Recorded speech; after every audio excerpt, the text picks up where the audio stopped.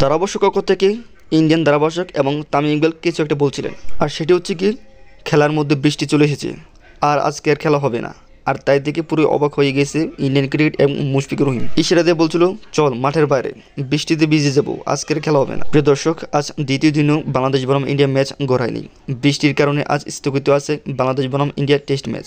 আগের দিনও এরকম বৃষ্টি নেমেছে, যেখানে 107 রান করে বাংলাদেশ, তার পাশাপাশি 3 উইকেট পড়েছে বাংলাদেশের।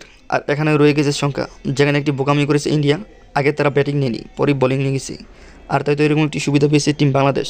প্রথমে ব্যাটিং করে বাংলাদেশ সুবিধা তো ঠিকই পেয়েছে বটে, কিন্তু কখন বৃষ্টি থামবে সেটি এখনও বলা যাচ্ছে না। যেখানে 35 ওভারে 3 উইকেট ফেরে বাংলাদেশ করেছে 107 রান, যেখানে মমিনুল হক 81 বলে 40 রান এবং মুশফিকুর রহিম 13 বলে 6 রান।